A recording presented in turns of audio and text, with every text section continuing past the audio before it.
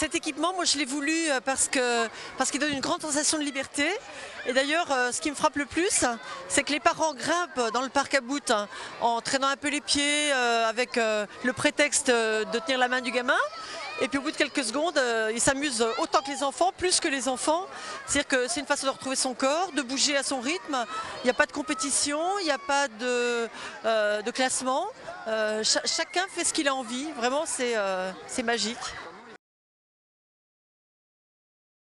J'en ai vu un en Bretagne et ce qui m'a frappé, c'est de voir des dames de 70 ans en jupe qui testaient le parc à bout. Alors d'abord précautionneusement, elles se tenaient la main, elles n'osaient pas se lâcher du bord. Et puis au bout de quelques minutes, elles étaient devenues des petites filles.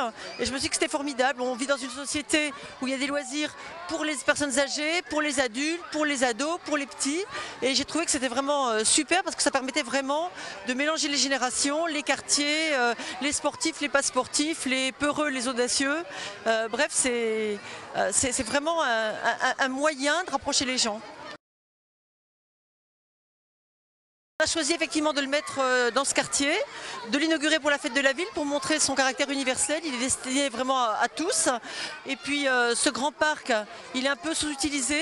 Je n'ai pas encore trouvé les sous pour le faire, mais je peux vous dire que mon prochain projet pour le parc Montreux, c'est d'installer un centre équestre, parce que je trouve trop dommage que les enfants de Montreuil grandissent sans connaître d'autres animaux que les chats et les chiens et les pigeons. Donc on est en train d'y bosser pour l'année prochaine. Le coût, c'est 1/6 d'un petit terrain de football, donc c'est pas grand chose. Ça s'amortit sur plusieurs années, évidemment, comme tous les investissements.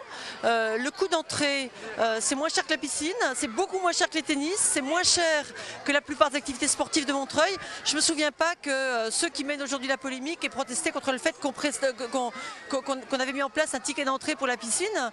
C'est juste normal, quoi, que des équipements sportifs qui sont gardiennés, qui sont entretenus, qui créent des emplois, soient aussi un tout petit peu payés par leurs utilisateurs. Franchement, le tarif, c'est 3 € à l'unité.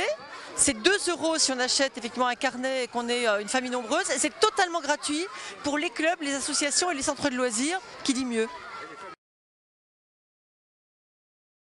C'est comme rare qu'on y vienne à 10, hein.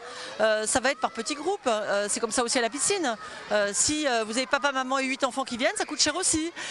Mais c'est jamais comme ça que ça marche. Alors d'abord, c'est vraiment sportif, c'est pas difficile, mais ça fait travailler le souffle, l'équilibre, les muscles des jambes, celles des fesses, celles du ventre. Pour se remettre en forme pour le maillot, il n'y a rien de tel.